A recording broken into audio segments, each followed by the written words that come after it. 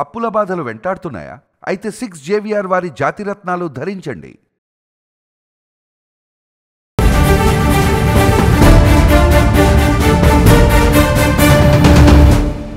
Hi hello నమస్తే, నేను మీ కట్టా కార్తీక్. మాట్లాడుకోవాల్సిన సందర్భం, చర్చించుకోవాల్సిన అవసరం ఖచ్చితంగా కరెక్ట్గా 1 year క్రితం 2024 జూన్ 12వ తారీఖున చంద్రబాబు నాయుడు గారు ముఖ్యమంత్రిగా, పవన్ కళ్యాణ్ గారు డిప్యూటీ ముఖ్యమంత్రిగా, టీడీపీ జనసేన బీజేపీ కూటమి ప్రభుత్వం ఏర్పడేటువంటి రోజు. కరెక్ట్గా సంవత్సరం గడిచిపోతుంది. సరే, వైసీపీ వాళ్ళకి సంవత్సరం అయింది ప్రజలు ఇచ్చిన తీర్పుతో అని వాళ్ళు ఎప్పుడో వెనుపొడి దినోత్సవాలు జరుపుకున్నారు. కానీ నిజానికి కూటమి పరిపాలన చేపట్టి 1 year అవుతుంది జూన్ 12 తోటి. ఈ 1 year కాలంలో కూటమి సాధించింది ఏంది, వైసీపీ నేర్చుకున్నది ఏంది, ఈ 1 year అయిన సందర్భంగా ఆంధ్రప్రదేశ్ ప్రజలకి ఉన్నటువంటి సాటిస్ఫాక్షన్ లెవెల్స్ ఏ రకంగా ఉన్నాయి, ఇప్పుడు ప్రజలు ఏమనుకుంటున్నారు, ఈ 1 year కాలంలో సాధించిన ప్రగతి ఏంది, తర్వాత సాధించాల్సినటువంటి అవసరం ఉన్నటువంటి అంశాలేంటి, విస్మయించిన అంశాలేంటి, సాధించిన విజయాలేంటి, అన్నీ మాట్లాడుకునే ప్రయత్నం చేద్దాం. నాతో ఉన్నారు ప్రముఖ సామాజిక రాజకీయ విశ్లేషకులు చందు శ్రీనివాస్ గారు. సార్ నమస్కారం. నమస్కారం సార్, సగటు ఆంధ్రప్రదేశ్ వ్యక్తిగా, సరే పొలిటికల్ అనలిస్ట్గా ఇవన్నీ వదిలేయండి, కానీ సగటు ఆంధ్రప్రదేశ్ పౌరుడిగా కూటమి 1 year పరిపాలన మీరు ఎలా చూస్తున్నారు? కరెక్టే, తప్పకుండా మనం అన్నీ బాగున్నాయని చెప్పుకుంటే అది కరెక్ట్ కాదు. నేనైతే 100 మార్కులు ఉంటే 70 మార్కులు ఇవ్వగలను. ప్రజల్లో కూడా ఉన్నది అదే. ఎందుకంటే 6 గ్యారెంటీల్లో ఇంకా నెరవేరని 2-3 ఉన్నాయి. మీకు తెలిసిన అంశమే. తల్లికి వందనం ఇంకా పూర్తికాల నియమ నిబంధనలు అంటున్నారు. 1 year అయినా పూర్తికాల ఒకటి. దాని మీద విపరీతమైన అన్నదాత సుఖీభావ డేట్ ప్రకటించినట్టున్నారు. రైతులది 1 year అయినా 6 గ్యారెంటీలు ఇలా. మూడోది అతి ముఖ్యమైనది మహిళలకు ఉచిత బస్సు. ఇంతవరకు లేదు, ఇప్పుడు అంటున్నారు. సరే, ఈ 3 ప్రధానమైనవి ఇలేకపోయారు. వైసీపీ రాజకీయం చేస్తుంది కూడా వీటి మీద. కాబట్టి అవతల వాళ్ళకి అవకాశం ఇచ్చింది ఈ 3 అంశాల మీదే. అది మీకు తెలిసిన అంశం, ప్రజల్లో ఉన్నది అంశం. కాబట్టి ఇవన్నీ పక్కన పెడితే 70% మార్కులు, 170%. ఎందుకన్నానంటే 30 పూర్తి కావాలంటే ఈ 3 పూర్తి చేయాల్సిందే డెఫినెట్గా. ఈ 3 పూర్తి అయితే 100% వస్తుంది. అది ఎప్పుడు వస్తుంది? పూర్తి చేసినప్పుడే. కాబట్టి ఇక్కడ ఏంటంటే అస్తవ్యస్తమైన ఆంధ్రప్రదేశ్, అప్పులమైపోయిన ఆంధ్రప్రదేశ్ 8 లక్షల కోట్ల అప్పు చేశారు. అంతకుముందు 2.5 లక్షల కోట్లు 2014లో వెళ్ళిపోతా చంద్రబాబు నాయుడు గారు ఉంటే 19 వెళ్ళిపోతే ఈ 5 సంవత్సరాలు ఆయన చేసింది 8 లక్షల కోట్లు. జగన్మోహన్ రెడ్డి గారి పాలనలో 10 లక్షల కోట్ల అప్పులో ఉన్నప్పుడు అస్తవ్యస్తమైన వ్యవస్థ ఇంకో ముఖ్యమంత్రి అయితే పని చేయలేని పరిస్థితి. ఈయన ఎలా చేయగలడు అనుకున్నారు. ఆయనకున్న 4.5 దశాబ్దాల అనుభవం చంద్రబాబు నాయుడు గారిది, పవన్ కళ్యాణ్ ఉన్న పోరాట పటిమ, వీళ్ళిద్దరికీ మెండుగా ఆశీస్సులు మోదీ గారిని. కాబట్టి వీళ్ళు ఏదైతే అది సెంట్రల్ గవర్నమెంట్ ఇచ్చేస్తుంది ఎప్పుడు లేని విధంగా. ఈయటం వల్ల ఆంధ్ర జీవనాడి పోలవరం 2027కి పూర్తవుతుందనేది ఒక నమ్మకం కలిగింది. మరి ఆ 5 సంవత్సరాల్లో ఇరువురు ఆ యొక్క నీటిపారుదల శాఖ మంత్రులు మారిపోయారు. యాదవ్ ఒక ఆయన, అంబటి రాంబాబు. కానీ వాళ్ళకి అసలు పూర్తి అవగాహన లేకుండానే అయిపోయింది. పూర్తి చేస్తామని ఏం చేయలేకపోయారు. మరి ఇప్పుడు పూర్తి అవుతుందనే నమ్మకం కలిగింది. ఇంకోవైపు అమరావతి 3 రాజధానులు ఉన్నారు, ఏ రాజధాని లేకుండా పోయింది, చెప్పుకోవడానికి లేని పరిస్థితిలో.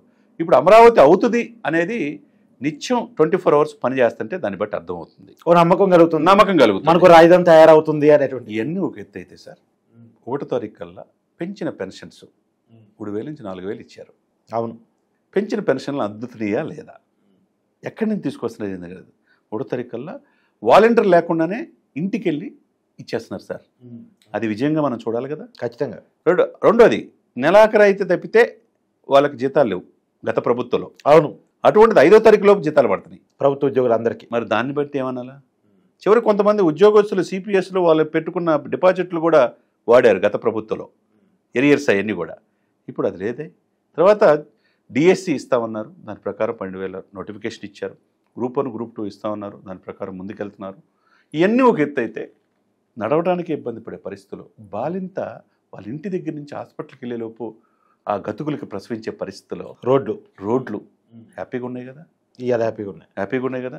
గ్రామ పంచాయతీలకి పవర్స్ ఇచ్చారు కదా. అంటే రోడ్లు బాగుంటాం వేరు సార్, అరకు పాడేలాంటి మన్యం జిల్లాలో స్వాతంత్రం వచ్చి 7 పొదలైన 70 సంవత్సరాలు దాటి అలాంటి ఏరియాలో కూడా రోడ్డు వెళ్ళగలటం, అలాంటి రోడ్లు వేశారంటే అది గొప్పతనం, నిజంగా ఒప్పుకోవాలి. కొండల్లోకి వెళ్ళి రోడ్డు వేపించడం చిన్న విషయం కాదు సార్. ఇక్కడ ఆగస్టు 15 జనవరి 26 మనం చాక్లెట్ పెంచు. ఆగస్టు 15 స్వాతంత్ర దినోత్సవం, రిపబ్లిక్ డే అని 100 రూపాయలు పంచాయతీలకి, 100 రూపాయల నుంచి 10,000 చేశారు. మామూలు పంచాయతీలు, మేజర్ గ్రామ పంచాయతీలు అయితే 25,000 పెంచారు. చాక్లెట్లు ఏదో పంచుకొని చేసుకోవడం కాదు, దేశం గురించి తెలిసే భావన, జాతీయ భావజాలాన్ని ఈ కూటమి తీసుకెళ్ళగలిగింది. సెంట్రల్తో పని దినాలు పెంచుకోగలిగారు. తర్వాత అఖండ గోదావరి ప్రాజెక్టు అని రేపు 19వ తారీఖు 70 కోట్లతో టూరిజం ప్రాజెక్టు పవన్ కళ్యాణ్ గారు ఓపెన్ చేయబోతున్నారు. ఇవన్నీ చూస్తూ ఉంటే ఇవన్నీ కూడా అభివృద్ధే కదా. గూగుల్ వచ్చేస్తుంది, లేకపోతే ఆర్టిఫిషియల్ ఇంటెలిజెన్స్ తీసుకొస్తున్నారు, డ్రోన్ విన్యాసాలు జరిగినాయి, సీ ప్లేన్ కూడా వచ్చేసింది. అంటే వైసీపీ చెప్తుందంటే బాబు గారు అరచేతులు స్వర్గాన్ని చూపిస్తున్నారు కానీ ఆచరణ అలా లేదు అని వాళ్ళు చెప్తున్నారు. వాళ్ళు ఏం చూపించారు? వాళ్ళు ఏం చూపించారు మీరు చెప్పండి. వాళ్ళు విద్వాంసాన్ని చూపించారు కదా సార్. ఇసుక స్కాము వాళ్ళే పాత్రదారులు. కసిరెడ్డి ఒక్కొక్కటి చెప్తా ఉంటే అయిపోయింది. ఈ ఆయనతో పాటు 33 కేసుల్లో ఉన్న ఏటూగొన్న విజయసాయి రెడ్డి గారు ఆయన కాదని బయటకు వచ్చాడు. ఇదంతా దొంగలమయం అయిపోయింది అని చెప్పి అన్నాడు. అవునా? అన్నాడా లేదా? ఎవరో అనాల్సిన అవసరం లేదు, కార్తీక్ అనాల్సిన అవసరం లేదు, శ్రీనివాసరావు అనాల్సిన అవసరం లేదు, విజయసాయి రెడ్డి గారు చెప్పాడు. చివరికి ఏ స్కాములు ఉన్నా వీళ్ళే ఉంటున్నారుగా. మద్యం స్కామ్ చాలా పెద్ద స్కామ్, పెద్ద స్కాము, దేశంలోనే పెద్ద స్కామ్ అంటే. మరి దీన్ని మరి ఏం చెప్పాలి సార్ చెప్పండి. అంటే ఈ 1 year కాలంలో వైసీపీలో ఏమైనా మార్పు వచ్చిందా? వైసీపీ సహజంగా ప్రతిపక్షంలో ఉన్న కొన్ని అడ్వాంటేజ్లు ఉంటాయి. ప్రభుత్వం చేసే తప్పులు ఎత్తి చూపడానికి, ప్రజల్లో సానుభూతిని పొందడం. ఎందుకంటే ఎంత ఇచ్చినా ప్రజలకు ఇంకేదో ఇవ్వలేదు అనేది మిగిలిపోయింది. మీరు ఇందాక అనుకున్నట్టు 30% మార్కులు అయిపోతాయి. దాన్ని క్యాచ్ చేసుకునే పరిస్థితులు వైసీపీ ఉందా అంటే ఏం చెప్తారు? వైసీపీ 40% ఇప్పటికీ 39.5-40% ఉంది. ఆ బ్యాంకును కూడా క్రమేపీ వాళ్ళ చేతులారా స్వయంకృతాపరాధంతో తగ్గిపోతూ ఉంది. ఎందుకంటే మొన్న పాస్టర్ ప్రవీణ్ విషయంలో అనవసరంగా నాయకులు ఇన్వాల్వ్ అయిపోయి దాన్ని పెద్దది ఇష్యూ చేసి కులాల మతాల మధ్య విద్వేషాలు రెచ్చగొట్టాలని చూశారు. అది బూమరాంగ్ అయిపోయింది. తర్వాత దువ్వాడ సీను, దువ్వాడ మాధురి, అది పెద్ద వివాదం. ఆయన్ని సస్పెండ్ చేశారు. సస్పెండ్ మొదటే చేసుకుంటే బాగుండేదేమో. అటువంటి వాళ్ళు విన్యాసాలకి కేంద్ర బిందువు అయిన వాళ్ళు దాంట్లో ఉంటారు ఆ పార్టీలోనే. రోజా ఆటాడుకుందాం అని చెప్పి ఆమె మీద ఒక స్కాము, లేకపోతే ఇంకొకటి చెవిరెడ్డి స్కామ్, అటవీ సకల శాఖ మంత్రి సజ్జల కడపలో అటవీ భూములు ఆక్రమించుకున్నారంట. ఎక్కడ మూలాలు రెడ్ శాండిల్ దొరికితే వైసీపీ నాయకులు అంటున్నారు. ఇదే సార్ బెట్టింగ్ యాప్ల మీద స్కామ్ వస్తే వైసీపీ కనపడింది, అటవీ భూముల ఆక్రమణ అంటే వైసీపీ కనపడింది, భూముల కబ్జా అంటే వైసీపీ కనపడింది, మద్యం స్కామ్ అంటే వైసీపీ కనపడింది, ఇసుక గనులు కంకర మట్టి ఏదైనా వైసీపీ కనపడటం అంటే ఏంటి అసలు? ఇక్కడ ఏమంటానంటే 80% కేసులు కలెక్టరేట్లో ఆంధ్రప్రదేశ్ వ్యాప్తంగా ఉన్నాయి. ఏంటంటే ల్యాండ్లు ఆక్రమించేసుకున్నారు. చివరికి ఆర్మీ వాళ్ళు కూడా ఆక్రమించేసుకున్నారు. వైజాగ్లో ధర్మాన్ బ్రదర్స్ మీద ఆరోపణలు. ఇవన్నీ మనం ఏ విధంగా చూడాలా? కొండలను తొలిచేశారు, గుట్టలు తొలిచేశారు, అడవుల్ని విధ్వంసం చేశారు. ఇదే రుచికొండ ప్యాలెస్ అదే కదా. మరి ఇవన్నీ కూడా మనం ఏమనుకోవాలా? కాకపోతే ఇవన్నీ ఒక ఎత్తు అయితే సార్, ప్రధాన ప్రతిపక్ష హోదా కూడా కోల్పోయారు. 11 సీట్లకి పరిమితం అయిపోయారు. కోర్టుకి వెళ్ళినా ఇవ్వట్లా. అసెంబ్లీ పరిధిలో ఏదైనా స్పీకరు, డిప్యూటీ స్పీకర్ అసలుకి వీళ్ళని పట్టించుకోవట్లా. మరి మీ వాణి అసెంబ్లీలో వినిపించుకోవాల్సింది పోయి అసెంబ్లీకి వెళ్తల్లా. మరి ఎమ్మెల్యేలు గెలిచిన వాళ్ళు అసలు ఉన్నావో లేదో తెలియని పరిస్థితిలో ఉన్నారు. అది ఎమ్మెల్యేలు ఉన్నావో లేదో తెలియట్లేదు వాళ్ళకి. ఎమ్మెల్సీలు కూడా ఉన్నవాళ్ళు మొత్తం కూడా జారుకొని వెళ్ళిపోతున్నారు. ఇక రాజ్యసభలో ఖాళీ అయినట్టు ఇక్కడ కూడా ఎమ్మెల్సీలు ఖాళీ అవుతున్నారు. కానీ ప్రధాన ప్రతిపక్ష హోదాలో ఉన్న లేకపోయినా ప్రతిపక్షమే కాబట్టి ప్రభుత్వం చేస్తున్న తప్పుల్ని ఎత్తి చూపించే టైం ఉన్నా ఆ టైంని ఉపయోగించుకోలేకపోతున్నారు. సరే, ఎందుకని బెంగళూరు ప్యాలెస్లో ఎక్కువ గడుపుతున్నారు, తాడేపల్లి ప్యాలెస్లో తక్కువ గడుపుతున్నారు? అది నాకు తెలియదు కదా సార్, జగన్మోహన్ రెడ్డి గారిని అడగాలి. ఎందుకంటే ఆయనకి ఆంధ్రప్రదేశ్లో పార్టీ ఉంది తప్ప కర్ణాటకలో లేదుగా. మరి అదే కదా, తాడేపల్లిలో ఉంది. మరి ఎందుకు అందుకే ఎక్కువ టైం స్పెండ్ చేయలేకపోతున్నారు. ఇప్పటికి కూడా ఆయన సకల శాఖ మంత్రి సజ్జల సలహా మేరకు ఆ కోటరీ మాట్లాడినాడు తప్పితే ప్రజల్లో కనెక్టివిటీ మిస్ అయిపోయింది. అందువల్ల సంక్షేమాన్ని అభివృద్ధి పోయేందుకు 151 నుంచి 11 సీట్లు పరిమితం అయిపోయారు. ఇప్పుడు జరిగిన తప్పుని సరిదిద్దుకోవాల్సింది పోయి ఇది ఓట్లు ఈ బ్యాలెట్లో లోపం వచ్చింది, ఈవీఎంల లోపం అని చెప్పి అంటున్నారు. అంటే ప్రజలను మోసం చేయటం. ఇవన్నీ కూడా ప్రజలు ఒక్కొక్కటి స్టెప్ వీళ్ళు చేస్తున్న తప్పుల్ని వల్ల ఇంద్రబాబు జగన్మోహన్ రెడ్డి ఇట్లా చేస్తున్నాడు, ఎందుకు పార్టీని బతికించుకోలేకపోతున్నారు, ఎందుకు 9 జిల్లాలో 0కి పరిమితం అయిపోయింది సార్, ఎందుకు ప్రకాశం జిల్లాలో బాలినేని శ్రీనివాసరెడ్డి సొంత బంధువు బయటకు వచ్చి 21 కార్పొరేటర్లను వైసీపీ కార్పొరేటర్ని జనసేనలో చేర్చారు, ఎందుకు తిరుపతిలో అరణ్య శ్రీనివాస నేతృత్వంలో వైసీపీ కార్పొరేటర్లు 6 దీనికి వెళ్ళారు, విశాఖపట్నం మేయర్ ఏమైంది? మొన్న కడప జిల్లాలో జగన్మోహన్ రెడ్డి గారు సొంత జిల్లాలో మహానాడు జరిగితే బ్రహ్మాండమైన జనం లక్షలాది మంది జనం. ఇవన్నీ ఏంటంటే ఉన్నది మొత్తం కూడా కంప్లీట్గా గ్రాఫ్ కమేపీ తగ్గిపోయింది సార్. స్వయంకృతాపరాధం వల్ల జరిగిన తప్పులను సరిదిద్దు, అంటే ఆ మార్పు రావట్లేదు అంటారు. ఆ మార్పు అనేది ఏమి కనపట్ల 1 ఇయర్లో. కాబట్టి ఇక్కడ ఒకవైపు వీళ్ళ మీద కాకినాడ పోర్టు కేంద్రంగా 75,000 మెట్రిక్ టన్నులు పట్టుకున్నారు మనోహర్ గారు, ఇంతవరకు చర్యలు లేవు అనేది ప్రజల్లో ఉంది.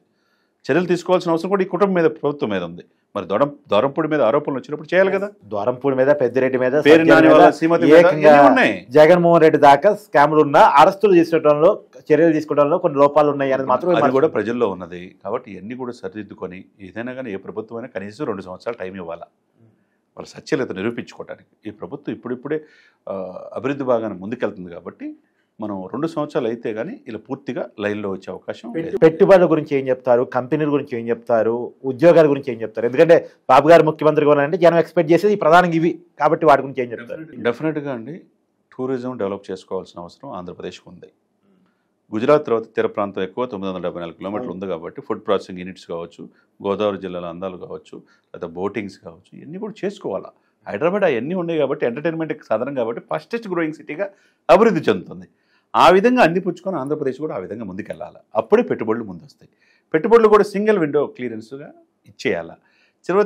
సినిమాలు తీసే అవకాశాలు కూడా చలనచిత్ర పరిశ్రమ కూడా మారేడుమిల్లి ఎట్లయితే తీస్తున్నారో మిగతా విశాఖపట్నం కావచ్చు, రిషికొండలు కావచ్చు, లేకపోతే తిరుపతి కావచ్చు, అనేక ప్రాంతాలు ఉన్నాయి. అక్కడ షూటింగ్లు తీసుకునే అవకాశం ఇస్తే టూరిజం పెరుగుతుంది.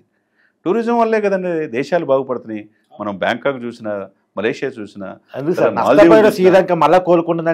మాల్దీవులు చూసి టూరిజం డెవలప్ చేసుకోవాలి, ప్రాజెక్ట్ తీసుకురావాలి. అదేవిధంగా మీరు అన్నట్టుగా పరిశ్రమలు 5 సంవత్సరాలు ఆంధ్రప్రదేశ్ అంటే భయం అనే పరిస్థితి నుంచి పెట్టుబడులు పెట్టడానికి ఇప్పుడిప్పుడే వస్తున్నారు. ఎందుకంటే పవన్ కళ్యాణ్కి ఉన్న నిబద్ధత, చంద్రబాబు నాయుడుకు ఉన్న అనుభవం మీద, వాళ్ళిద్దరి మీద నమ్మకంతో పరిశ్రమలు పెట్టడానికి వస్తున్నారు. కాబట్టి ఐటీ పరిశ్రమలు వస్తాయి, ఆర్టిఫిషియల్ ఇంటెలిజెన్స్ విశాఖ కేంద్రంగా వస్తాయి, తర్వాత ఇంటర్నేషనల్ ఎయిర్పోర్ట్లో తీసుకొస్తున్నారు. ఇవన్నీ కూడా 1 by 1 వచ్చే అవకాశం స్పష్టంగా కనపడుతుంది. మీరు వస్తున్నాయి అని అంటున్నారు, వస్తున్నాయి అని వైసీపీ కూడా ఒప్పుకుంటుంది. కాకపోతే భూములు రూపాయికి అప్పచెప్తున్నారు టీసీఎస్ లాంటి కంపెనీకి, ఉర్స లాంటి కంపెనీకి, ఇలా పొలిటికల్ రచ్చ చేస్తూ ఉంది. చేస్తూ ఉంటారు సార్, చేస్తూ ఉంటారు, అవన్నీ మామూలే. అదేవిధంగా విశాఖపట్నం రాజధాని అని చెప్పి వైసీపీ ప్రభుత్వాలు అన్నప్పుడు 175 ప్లేసులు, చివరికి సర్క్యూట్ హౌస్, కమిషనర్ బంగ్లా కూడా తాకట్టు పెట్టారు. అవును, అది మీకు తెలియదా? అవును, అది ఎవరికి హక్కు ఉందని చెప్పి తాకట్టు పెడతారు. అవును, అంతే కదా సార్. ప్రభుత్వ ఆస్తులు తాకట్టు పెట్టకూడదు కదా. అడవులు 100 సంవత్సరాలు పెరిగిన చెట్లు కూడా కొట్టేశారు ముఖ్యమంత్రి గారు వస్తున్నారని, పరదాలు కట్టారు. ఇప్పుడు అది లేదే. స్వచ్ఛాయుత గాలిలో ఉన్నారు రాష్ట్రంలో ప్రజలు. కాబట్టి ఇవన్నీ కూడా ప్లస్లు మైనస్లు చూసుకుంటూ ఉంటే ప్రభుత్వం కొన్ని వాగ్దానాలు చేయాల్సిన 3 చేయాలా. అదే సమయంలో గతంలో ఉన్న కేసుల మీద విచారణ జరిపి ఎవరైనా తప్పు చేస్తే ఎంతటి వారైనా శిక్షించాలి. ప్రభుత్వ సొమ్ము కదా, వాళ్ళు ముఖ్యమంత్రులు ఎవరైనా కానీ కస్టడీ ఆఫ్ పీపుల్, వాళ్ళేమో రాజ్యం వాళ్ళది కాదు. 5 సంవత్సరాలు ప్రజలు మెప్పించలేకపోతే మార్చేస్తారు. సరే, ఇప్పుడు నేను పేర్లు వాళ్ళకి అడుగుతా, వాళ్ళ మీద మీ ఒపీనియన్ చెప్పండి. నిజానికి కీలకమైన నాయకులు 9 ఆంధ్రప్రదేశ్కి, సరే 5 అనుకున్నాం షర్మిల గారితో కలిపి. ప్రధానంగా చంద్రబాబు నాయుడు గారిని ఈ 1 year కాలంలో ఆయనకేసే మార్కులు ఏ రకంగా ఉంటుంది? 80 మార్కులు వేయచ్చు. పవన్ కళ్యాణ్ గారు 90. తర్వాత నారా లోకేష్ గారు? లోకేష్ గారికి 75. సరే, తర్వాత షర్మిల గారు? షర్మిల గారికి జగన్మోహన్ రెడ్డి గారి కంటే ఎక్కువ వేయచ్చు. అంతేనా? డైరెక్ట్గా జగనన్న వదిలిన బాణం ఆయనకే గుచ్చుకుంటుంది. ఆమెకు ఒక 60 వేయచ్చు. జగన్మోహన్ రెడ్డి గారు 40. 40. పాస్ మార్కులు వేశారు అంతే. Okay, thank you sir. Thank you.